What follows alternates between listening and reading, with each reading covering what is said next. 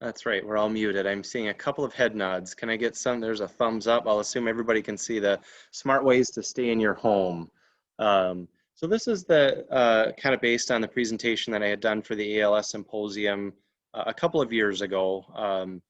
Uh, the focus being on kind of the smart home, but I'm not going to try and limit it to that. It was just kind of covers a lot of the things that we can talk about with smart technology. So what I'd like to do is kind of go through this. There's a bunch of slides. I kind of just want to like skim through it. My goal here is to just kind of spark some interest. Again, I've worked with a lot of the folks here. Many of you know how to get in touch with me. I know I've been a little bit difficult to reach lately, but my schedule has gotten a lot better, so I'll be more available for any of you that want to follow up with me after this presentation in the next coming days. And what I'd like to do there then is work with you all individually, your own individual goals, and see if we can't, incorporate some of these solutions. I'm going to say that with a little bit of caution. Carolyn had kind of mentioned in the beginning here, not knowing about our availability. Our office still is closed at this time. Our board of directors has opted to keep our building closed for the safety of our consumers and staff. Our staff and our board, being an independent living center, are 50% more. I think we're closer to 65% people with disabilities.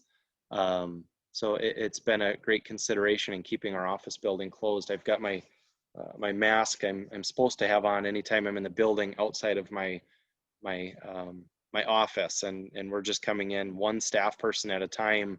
So unfortunately, we're going to need to find creative ways to overcome some of this, and for me to be able to try to provide some assistance in creative ways. Virtually has been primarily what I've been doing. We're not supposed to be doing in-person visits as well. I think we're going to start to get a little bit more wiggle room in that in some creative ways, with extra caution. So my default tends to be get in touch with me. We'll meet and go through these. But at this time, we might need to get creative on that. So we'll see what we can do. Our plan was kind of, maybe we talk about it, we do a virtual visit, we come up with some ideas, and then possibly I can send some equipment to you or drop it off to you, or somebody can pick it up, and I can walk through with you how to use it. It's not as fast, I think, in determining the appropriate equipment, but I think we can troubleshoot and come up with ideas together. The other thing, a big part of my role as assistive technology specialist is just getting creative. With many of you that I've worked with, we're not necessarily just using off-the-shelf products. It's getting crafty and coming up with unusual ways to use devices for something other than what they were meant for. The one individual who mentioned using the foot mouse. That's the first consumer I've used that for, a trackball. We put it on the floor and it made a really good way to be able to use a foot to control a mouse to drive a computer. So, all sorts of different ways that we can utilize different devices here. So what I want to do is walk through this PowerPoint with you, and then I will flip onto my phone, and I'm going to do a walk around tour of our building, primarily our assistive technology room, so people can kind of see some of those gadgets. I'll pause every now and then. I'll try to keep an eye on time for people to cut in, but if you've got questions or concerns, agreements, disagreements, input on anything I've seen, please share. I've taken more away from this ALS group every year than I have any other group I've worked with. Just that back and forth, sharing and helping each other. There's been years where I've taken more notes and I've left with more than I've provided to the group. So I'll try to incorporate that here as well. So smart ways to stay in your home. Some terminology here. Assistive technology is any piece, item, piece of equipment, or product system, whether purchased, modified, customized to improve or maintain functional capabilities of a person with a disability. So the term assistive technology is scary for some because of the word technology. Again, we've got a lot of consumers who are just not real keen on high-tech stuff. So this is the real definition of that. You know, a grabber is assistive technology. So there are low-tech devices that are assistive technology, and that's all included in things that we might be working together with. Virtual assistant, you know, this is the idea of kind of what the smart home stuff operates off of. Artificial intelligence, a digital assistant, a device or program that understands voice commands and completes tasks for the user.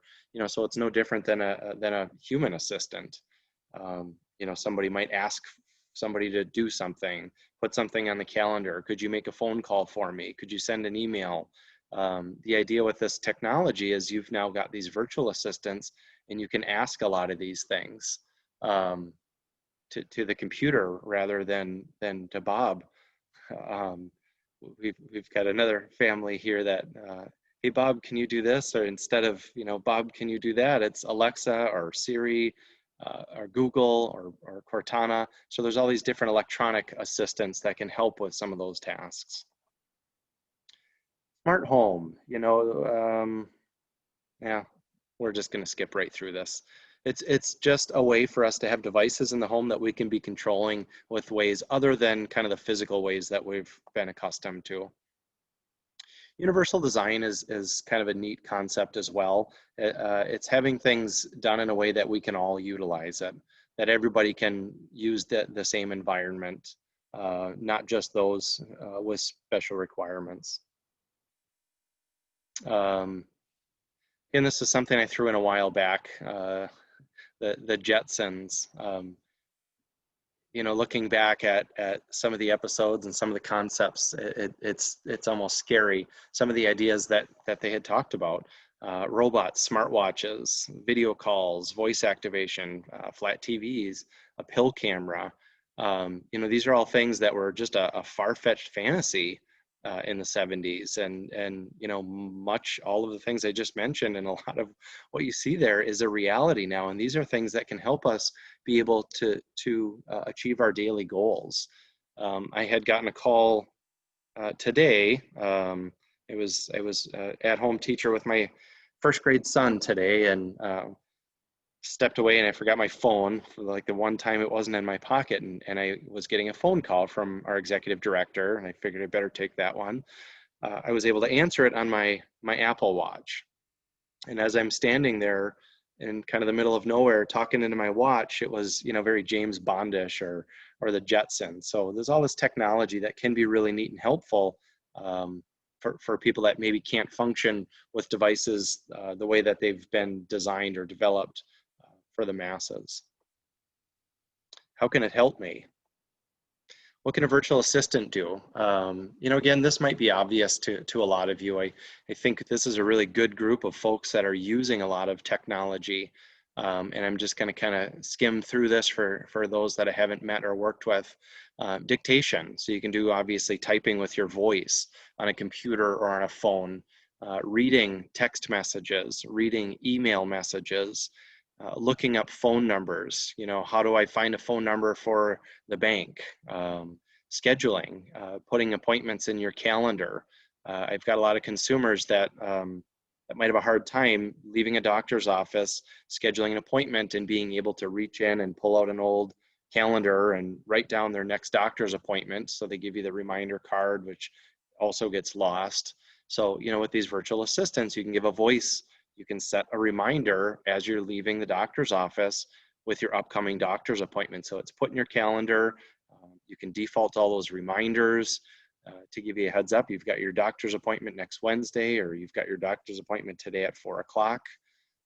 Those types of things can all be done with your virtual assistant. Making phone calls. You know, we talked a little bit in the beginning about some of the barriers with that. I'm anxious to do a little bit more research in the next couple of days to see if that's progressed any. I know that there's been some issues with that. A lot of the hiccups with virtual assistants and technology, it does a lot of great things, but we've had a lot of issues even just answering the phone or hanging up the phone. So sometimes we have to use a third-party device, an earbud or another device in addition to the phone to be able to do that. And then controlling devices in your home. What can we control in my home? You know, there's a lot of things on this list, and I'm not sure what everybody's viewing this from or how well you can see this list, but you know, it's almost gotten to the point where it's anything that's electronic can be controlled in your home with a virtual assistant, either itself or you know through another device. So TVs, lights, outlets, blinds, a doorbell, cameras for home monitoring or keeping an eye on a loved one. Doors, you can open and close doors with a virtual assistant. You can lock and unlock. Key access. I'll talk a little bit more in depth on all of these points as we get into it. Garage doors, you can open and close. You've got a lot of folks that are driving a modified van or car, you know, but maybe can't take their hands, an amputee, for example, can't take a hand off a steering wheel to reach up and press a garage door opener the way that, you know, maybe they were built and intended to be used for somebody who might be able to use two hands. So you can do voice activation for those types of things.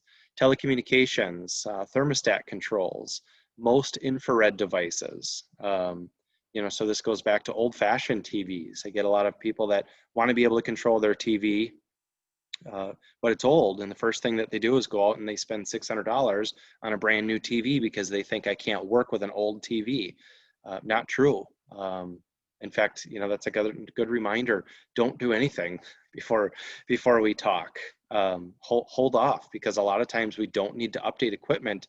It's not necessary. So we can do old TVs that use an infrared remote control. We can do voice activation on those types of devices just as effectively as some of the new TVs. Alarms and sensors. You know, we've got a lot of consumers that don't have access to their basement anymore.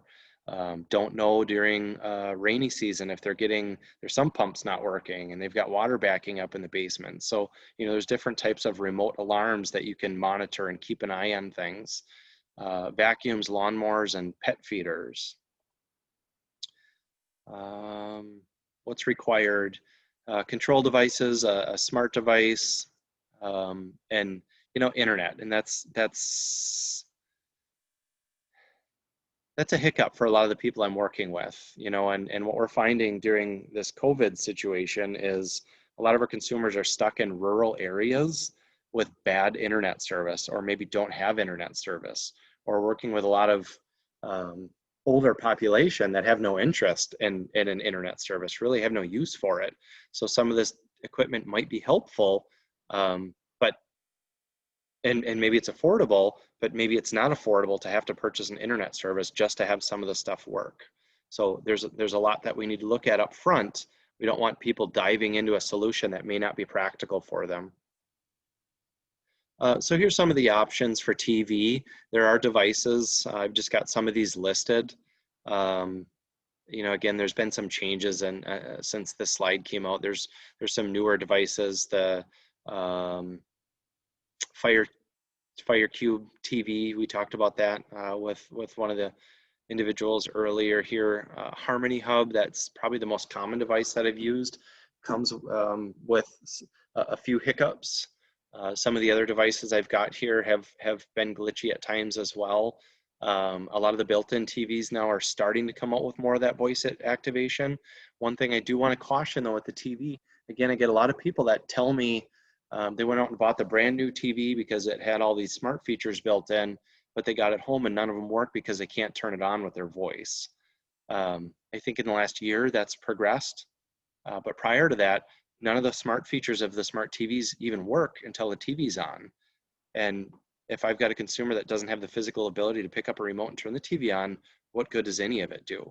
So, you know, my caution again with TVs is be careful when you're talking to like the electronics store salesman. And I don't want to name any electronic stores here. I think that they're probably all going to be as guilty, but you've got sales staff that might know something about the technology, but they know nothing about the disability aspect of it. You know, the hands-free and the voice activation. When we say that, in my world, that means for somebody that physically doesn't have the ability with their hands to be able to control the TV, they have to be using their voice to control the TV. To that salesperson, that's just a convenience. When we say voice activation, And smart TV, it's just a convenience factor and often still requires some physical interaction. You know, some of the things that we're doing with these devices, you turn the TV off and on, you can do channel up, channel down, channel by name, channel by number, and volume controls. Lights, you know, this is probably kind of one of the original smart home things. So I don't know that I need to get too deep into this, but at the same point, it's really, really great. And I think a few of you that I've been in your homes have smart lights set up and have understood kind of just the simplicity that this adds.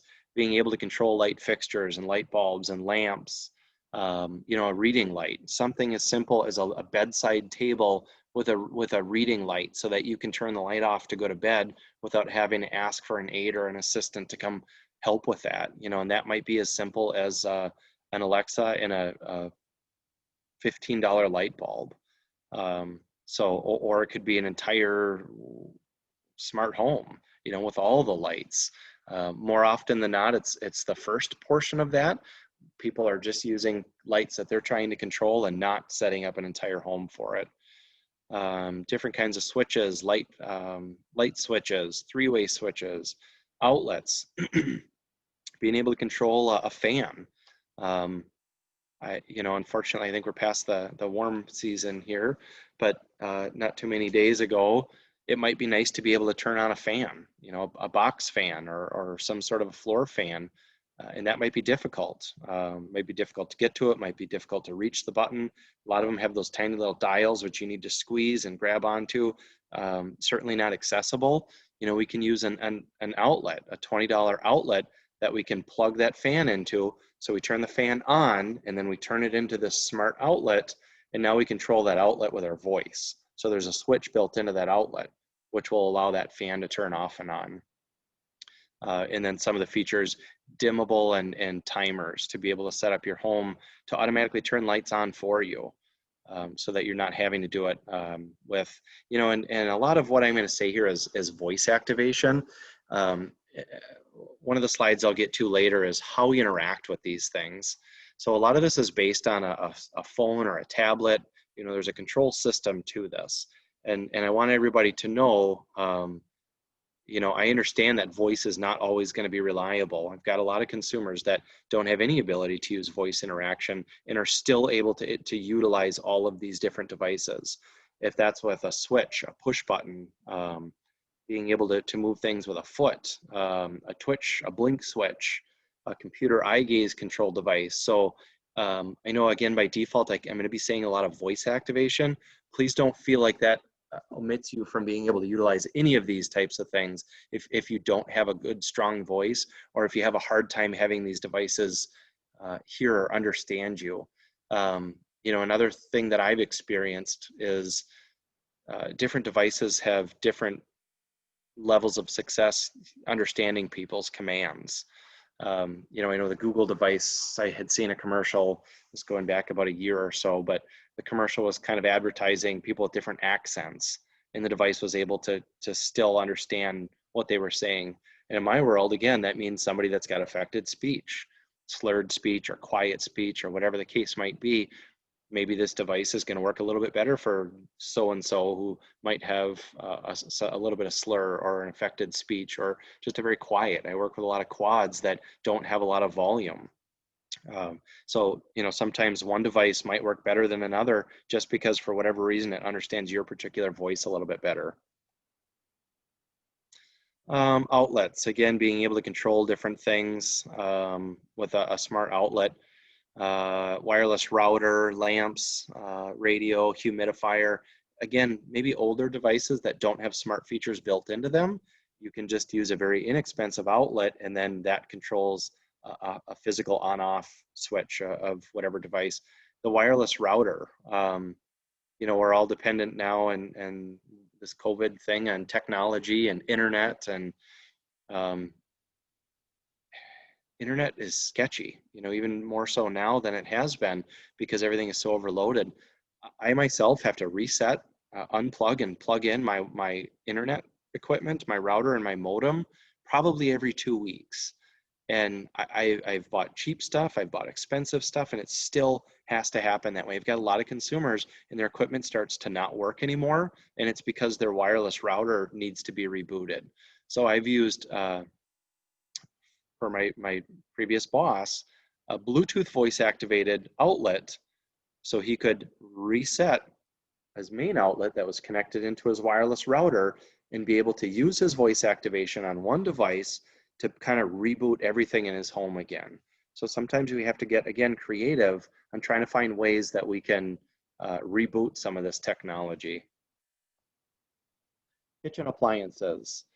Voice activated microwave, coffee makers, a sous vide is an option that we've got for cooking, and that's worked well for some of our consumers. Just utilizing a slow cooker, an Instant Pot, set it and forget it type methods. Smart thermostats to keep an eye on temperatures for somebody if they're grilling or doing any other kind of cooking. Refrigerators keeping grocery lists, virtual assistant recipes.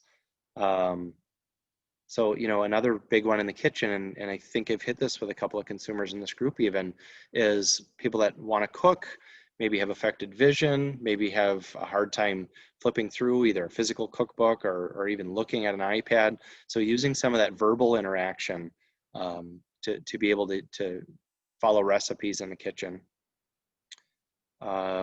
Smart gardens, there's all sorts of different smart gardens I've seen that can be used inside the home for those that maybe don't have the ability to get outside. Smart trash cans. I remember I added this, I think, right before the group last year. So there was this Jenny can, I think I've got listed here. As you throw a device in the garbage, it'll actually scan what that device was, that label, or somehow recognize whatever it was that you threw away, and it will automatically add that to your grocery list for you. So you don't have to try to maintain or update a grocery list, and it helps you keep your stuff. Again, and a lot of these are devices that were not built for anybody with a disability. This is ease of use, and and in a lot of cases, the lazy population or the forgetful population, this is a lot of convenient stuff that, again, in my world, we're able to reutilize for people that maybe just don't physically have the ability to do some of this stuff.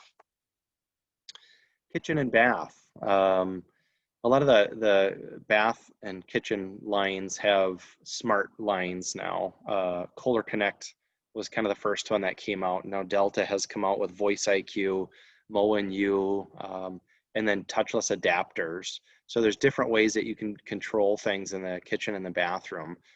Faucets to be able to turn off and on water, to dispense or measure certain amounts of water. Shower controls to be able to turn off and on the shower to maintain certain water temperatures. We've got here a Kohler electronic digital shower that will maintain a water temp. So you set it at 100 degrees or whatever you want that water temperature to be, and it will maintain that for you. So as your water heater for me in my long shower starts to run low, you got to keep reaching over and cranking up that heat and keeping it at 100. And then when it runs out, hopefully you don't have soap in your hair still because it's done.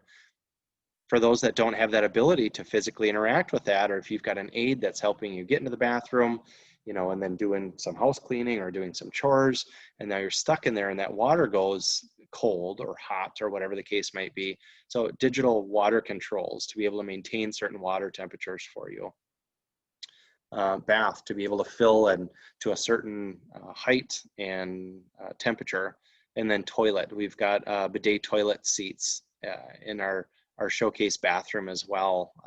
That's really neat, and that's a big one for a lot of the consumers that we work with. May be able to get onto a toilet, be it sit themselves or transfer from a chair or whatever the case might be.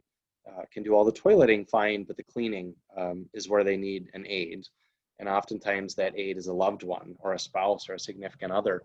And I know for sure that that's an area, and I myself would certainly struggle having to lose that privacy.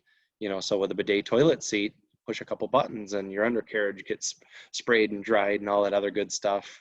So you're able to toilet independently, which is great. Cloud services, grocery delivery. Again, this is something I think we all became aware of at COVID time. Prior to this, there was a couple of these companies that were starting to get bigger, shipped, and I'm drawing a blank on some of the others. Uber Eats, you know, some of these places that can deliver restaurant food and grocery deliveries. That's awesome. You know, another thing that we like to look at is how are your caregivers, i.e. significant others and family members, how is their time being used? You know, and my personal experience, my father was in a motorcycle accident, broke his neck, spinal cord injury, C5, C6 quadriplegic as a result of it. And my sister and I became caregivers, probably more so than we were children. You know, so our role really changed. My sister has a nursing background, and she got very involved in doing a lot of the personal care stuff, which was very difficult for her and him at first, but costs were difficult. It was hard to hire in people. You know, I myself was doing a lot of the maintenance and handyman stuff, and, you know, a lot of the chore running. So being able to have some of these services available can, you know, hopefully allow some of our loved ones and our family members to be able to spend more of that quality time and be that family member, as opposed to being a caregiver and a person running those chores.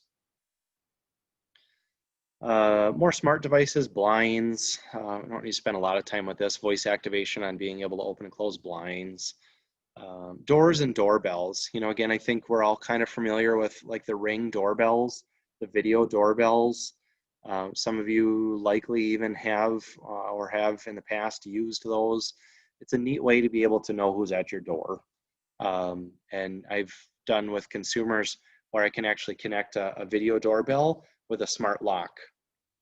So you can see who's at the door, interact with them through a video, and then actually with voice activation or on your tablet, controlling with finger or switch or blink or whatever interaction you're doing, unlock the door.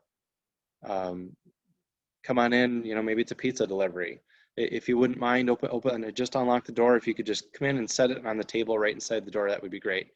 But you interact with that person first, so you're not just leaving the door open and allowing that trust. So sometimes it's combining these different technologies to achieve your goal. And then I've just got some different brands here of the different devices. You know, it's important for people to know that we're non-biased.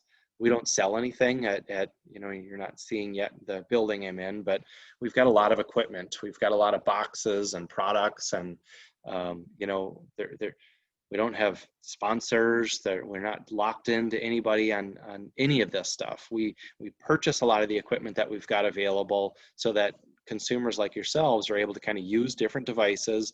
And my role is to help you make informed decisions, oftentimes through that trial or education. So, you know, any of the brands that we're seeing, please know that we're not locked to them. And some of them, I put the common brands just because that might ring a bell. You may have seen commercials on some of these. Remote door opener. Again, I know that I think there's 2 of you in here that are utilizing an open sesame door that has a key fob that you can have on a power chair or on a key ring. Or you can connect a big paddle switch like what you'd see in a commercial building to be able to open a primary entrance door into your home. So you can, you know, if you're ambulatory, hit it with your arm, chicken wing the door opener so that it'll open for you, or foot switch to step on it. So different ways to interact with that device to be able to open and close a secure door. So it would be a primary entrance door that could lock and unlock with the opening and closing of that switch. Proximity access. So this is another one with door locking, and another big safety factor that we've talked about with consumers. So if you've got a smart lock and you've got caregivers coming into the home, that can really minimize your need. You know, we all get bad caregivers, right? We've had to fire caregivers. We've had people that maybe we've caught stealing or whatever the case might be. And now you're in a predicament because you've got somebody who has a physical key to your home, and you've got a bunch of other caregivers that maybe have a physical key to your home. What are your choices at this point? You're probably going to have to rekey your lock and then hand out new keys to everybody except that one person. Or you just wing it and hope that person doesn't come back. and kind of keep the status quo. So with these smart locks, you can give virtual access. So if I'm a caregiver and I'm coming to your home, you can give me access on my phone. I can download the app and I can have my account, and you give me access to your home. So proximity lock, when my phone gets close to your front door, it'll automatically let me in if you've granted that access. So what I've done with caregivers in the past, or with people with caregivers, you know, if you know that you've got a person coming from 8 to 11 in the morning, Monday, Wednesday, Friday, you allow them access from 8 to 11, Monday, Wednesday, Friday. They cannot get in. You know, this person maybe does your grocery shopping. They know where your money stash is. They know where you keep your wallet when you're sleeping. You know, so you don't want, and maybe they know that you're unable to get out of bed by yourself at night and you're home alone. So they know they can sneak right in that door, go to your wallet, get your money, and you're not even gonna know who they were. So with this type of technology, we can limit who and when is coming in and restrict access outside of those times. You know, my dad, the old fashioned way, never locked his door. Caregivers would come and go as they pleased. That drove all of us crazy. You know, all the family members were just terrified. He was very active outside his house. You know, he was always out in his wheelchair. All the neighbors knew him. He was not too far from a very busy high school. There was kids would park down the road and walk past his house. So, you know, he might have been a pretty obvious target, living in the house by himself with the doors never being locked, you know, and having money in places for caregivers to be able to do his grocery shopping for him. So very important safety factors here as well, not just the convenience for you. Thermostats, I think we're probably aware of what that is. Being able to do voice control or access your thermostat controls on a smart device. You know, a lot of them are programmable as sufficient, and I've kind of in the past thought, you know, I bet you that takes care of it more often than not, but I do have a lot of consumers who have a difficult time regulating temperature sensory and fluctuates a lot, you know, especially maybe this time of year where we've got like 40 degrees at night and maybe we're hitting like 78 degrees during the day. So maybe we need the heat on at night and we need the air conditioner on in the day to keep comfortable. And it might vary off and on. So being able to address that temperature on the fly, I think is a great thing. Alarm sensors, I kind of touched about this a little bit earlier, being able to monitor things and keep track of things that you don't have as easy of an access to. You know, driveway alerts, you've got somebody coming in, you've got a camera might kick on, you can see who it is. Being able to monitor different areas in your home. Door and window, again, I'm going to revert back to my dad. He had 2 cats and a dog. He wasn't too far from me. I would get a call from him at probably 10:30 after his caregiver left for the night, at like 10 after they got him into bed. Hey, Cal, I think the aide forgot to close my door and the cat's gonna get out. Would you mind coming? I'm pretty sure that back door is open. I feel like I can feel a draft. Probably twice a week. I'd have to go over to his house at 10:30 at night. Dad, your door is closed. So something as simple as a door sensor. He didn't have the ability to open and close that door the way that we had him set up, but just the ability to monitor that, so that if he called me over at stinking 10:30 at night, that door better darn well be open so I can close it for him, because more often than not, it wasn't. So just something simple for him to be able to tell whether or not that's open or closed. Lawnmowers and vacuum. So again, you know, this goes back to being able to maybe save cost, maybe save energy. You know, something else I meant to touch on earlier is energy conservation. You know, a lot of you maybe have the ability to go into the closet and get the vacuum cleaner and vacuum, but probably takes a lot of energy. You know, and the discussion I have with and maybe some of you don't at all, and obviously this makes very clear sense for that, but for a lot of the folks in the middle that are kind of like, well, I can do some of this stuff, so I'm going to keep doing it. And it becomes kind of this battle of it keeps me exercised, it keeps me motivated, but on the flip side, what I like to make sure is people are thinking about your energy conservation. Do you want to be using your energy to vacuum the house? Or would you rather be using your energy for other things, recreational? And I'm not trying to insinuate the answer one way or another on that. For a lot of folks, that's their normal. I like to clean. It's part of my routine. I need to feel I've got value in keeping this house up. So I want to be able to do that on my own. But for everybody else who maybe falls in one of those other scenarios, you know, for $100 now, you can get a vacuum cleaner that can do an all right job of keeping up on the vacuuming for you. So if you're living in the house by yourself, the vacuuming's done most of the time. Maybe you just have to do it once every couple weeks if it's not doing a great job.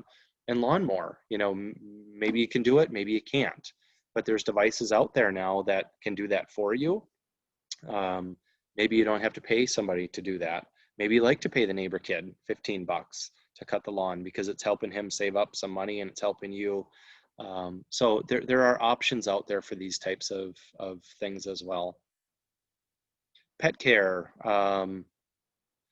automated feeders, another one, you know, where we've got a lot of these personal care programs limit how much time is being used outside of personal cares or don't allow it altogether, especially with pet care. So a lot of them, the personal care providers may not legally be able to feed your pet. A lot of them maybe do still anyways, but they're not supposed to be doing that. So there's devices out there like the picture we've got here, where you might fill a big hopper once a week, and then it'll dispense certain amounts of food daily or twice a day or whatever it is that you program it to, so that your pet can be fed, so that you're able to you know, more independently care for that pet. There's another one I put in the slide last year that I haven't really looked up since, but you know, the next part is, well, I can, you know, all the food goes in, I can feed the pet. What happens when the food comes out? I got poops all in the yard, and who's going to take care of that? I'm not able to pick that up myself. So I tripped over this device last year called a Beetle, B-E-E-T-L. And this company, that the picture on the bottom is of the folks who came up with this device, this little robot that runs around and picks up the dog poop in the yard. You know, again, that's something that maybe your personal care program is not allowed to be doing. Maybe family members don't have a dog because they don't like picking up dog waste, and now they're having to come and take care of your dog, and they should have just got one in the first place. So there's different ways to be able to more independently take care of that stuff. Service pets, you know, if somebody's got a service animal, a lot of times during that interview process in the beginning, when you're trying to get set up, you need to show what your plan is, or that you're able to take care of these pets. And those are some of the exceptions of caregivers being allowed to provide that. But some of these types of devices might be good to know up front if you're considering pursuing a service animal. Telecommunications, being able to make voice calls, video calls, texting, email, social media. Again, COVID has really opened up all of our eyes. I don't think anybody is now oblivious to what this could mean in a case where in-person visiting is not available. You know, I think we've probably all been forced into using some of this technology. So a lot of this can be done with voice activation or eye gaze technology, or different ways of interacting with computers or phones or whatever it might be, to make sure you stay in touch with loved ones and family, and being able to access others. Call devices and pagers. This is a big one that I've seen reoccurring with this ALS support group, is local alarms. You know, maybe you're in the same house as somebody, maybe you're sleeping in 2 different beds or bedrooms, and you just, if something happens, I want to be able to press a button to call to the other room. I don't have voice when I'm laying on my back, or if I'm choking and I'm not able to talk or yell. You know, what kind of local alarms can I have just to reach somebody else in the house if I need help, especially in a panic situation? You know, a lot of times that's ringing the little bell, and you know, for a lot of folks, maybe that's the first step, and that works fine. But at some point, maybe it's difficult to reach over and grab that, or you don't have the ability to do that anymore.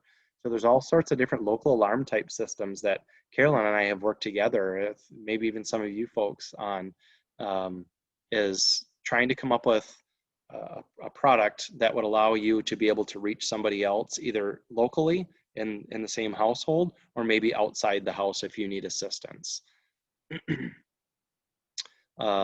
Lifelines or other monitored systems. Everybody's probably aware of that. And there are other emergency response systems that are not monitored that would allow you, like a lifeline, if you'd press the button because you need assistance, you know, that's going to call the ambulance, essentially. There are other options out there if you don't want to go that far to be able to maybe call a neighbor or a family member. So you push that button and it's automatically going to call some family members and say, hey, I've got myself in a situation here. I need help, without having to worry about a reoccurring, or without having to worry about the ambulance coming every time you're just like stuck in your chair and you can't get up.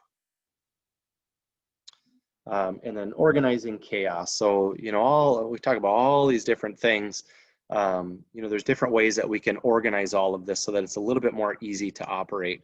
And again, I want to stress, I know it came up earlier, that I know that this stuff is overwhelming, and I know that the bulk of what we've talked about here contradicts what I said in the beginning. Don't be afraid of, it's not all high-tech stuff. Most of what we looked at here obviously is higher tech stuff.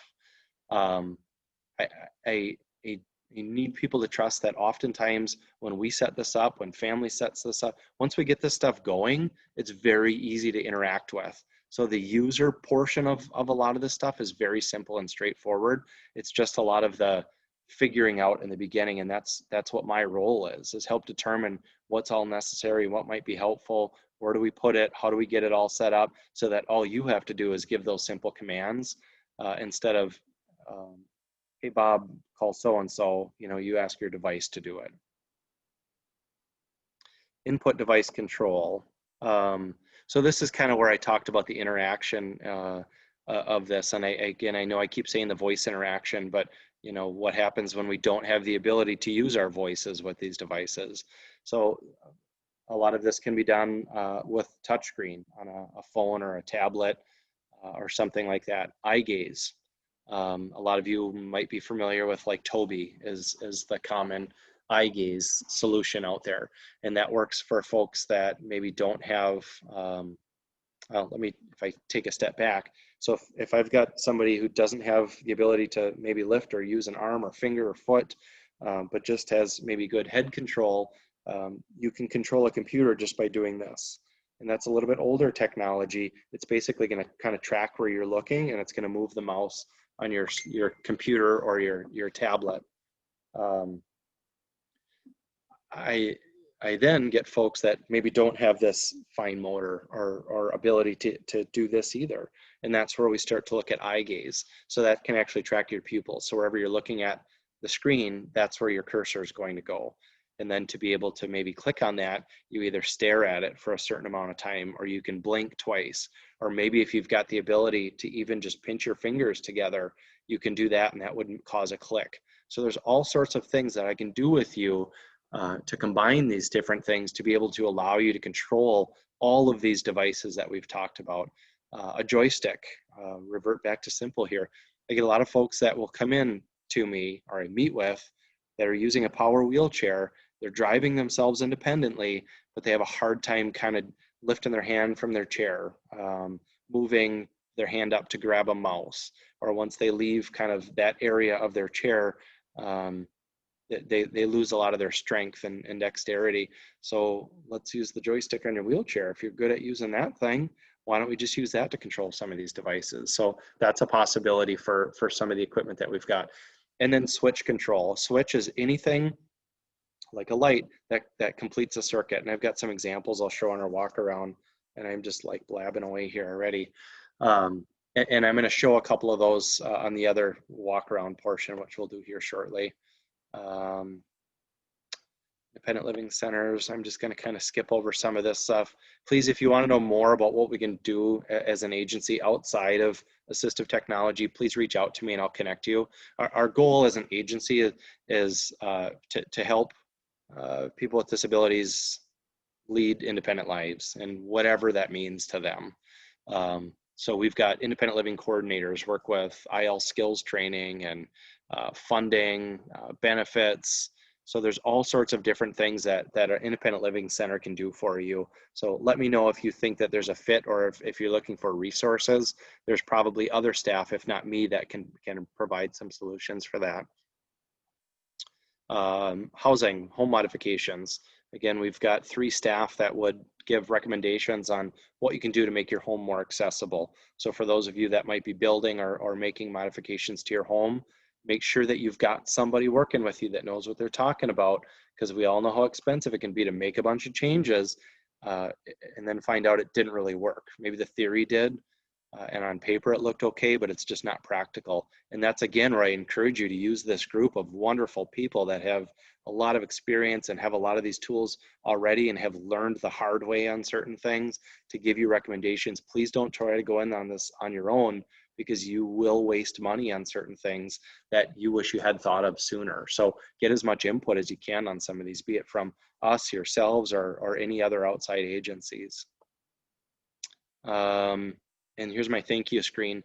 And again, I'm not sure how well anybody can see that, but my email address is on there, and our main phone number is on there. So if anybody wants to like take a picture of that information, or Carolyn can probably follow up after with how people can reach out to me. But you know, I would hope that maybe I spur some interest here tonight, and then I would love to work with you guys individually and try to figure out what we can do based on what your individual barriers are. So with that, I will open it up to questions, comments, discussion, and then